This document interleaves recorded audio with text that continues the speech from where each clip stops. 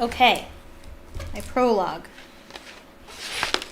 No, this is the rough draft version. It's all here. Like, this whole thing is huge binders, my novel. Here, this is the whole rough draft here. And I need the revised draft right here. Okay. So, this is a horror mystery novel, like I said, so it's a little spooky. So, it's not very long at all. It's only like 2 pages, like a front page and a back page. So please let me know what you think of it when I have finished.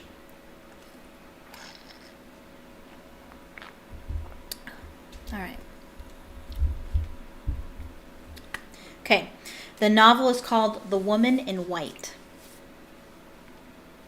Prologue. Someone somewhere was screaming. At least, that's what it sounded like. It was so faint that the teenage girl could have sworn it was only her imagination. She stopped and listened.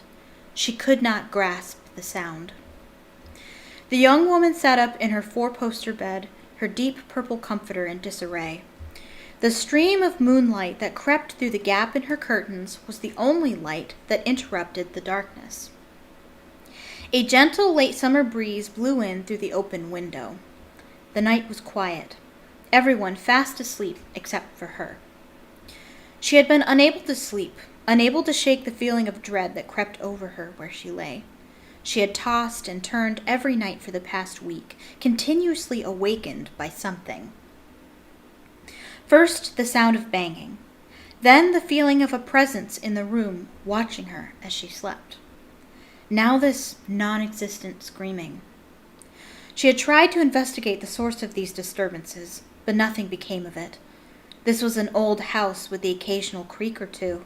The lady of the manor insisted that the girl would adjust to her new living quarters in due time. The girl wasn't so sure. She lay back down and closed her eyes. She tried desperately to block out the fabricated noise.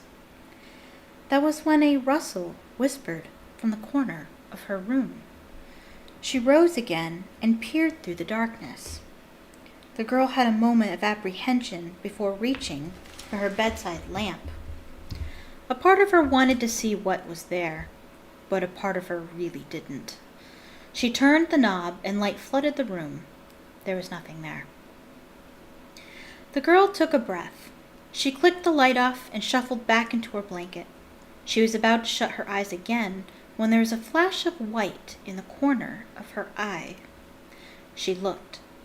There was a flutter of white fabric by the window. She sighed. It was only moonlight reflecting off her white chiffon curtains, flitting in the wind.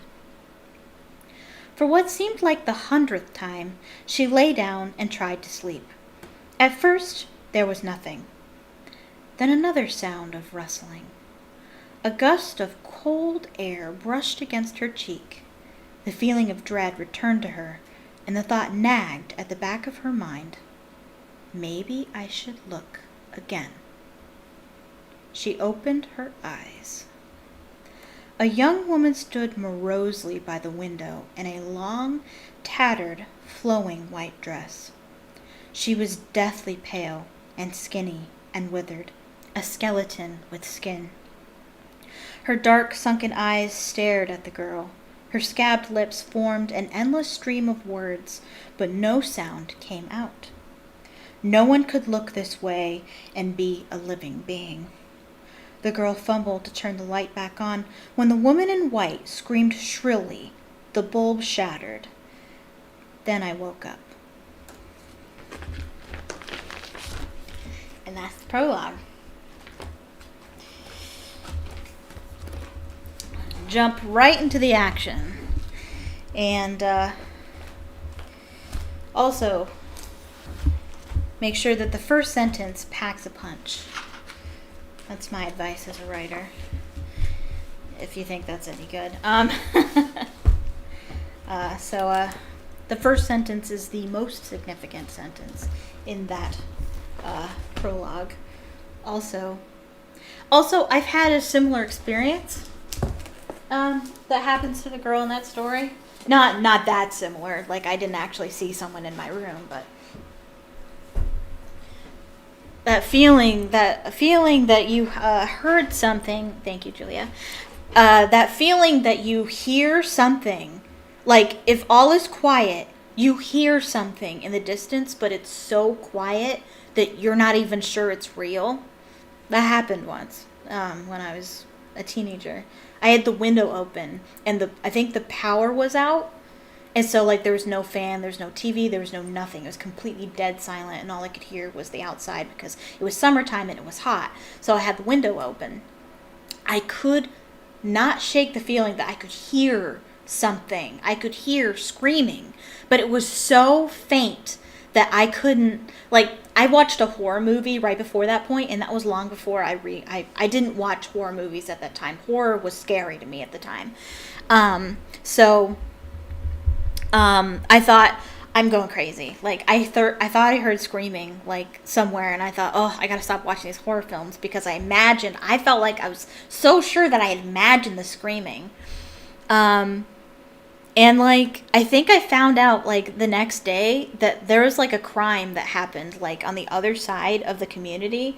Like, a shooting or something happened on the other side of the community, and I was like, maybe I did hear screaming. Holy crap. But, I think that's what happened. That's how I remember it, or that's how I choose to remember it. But, that's an experience that I've had myself.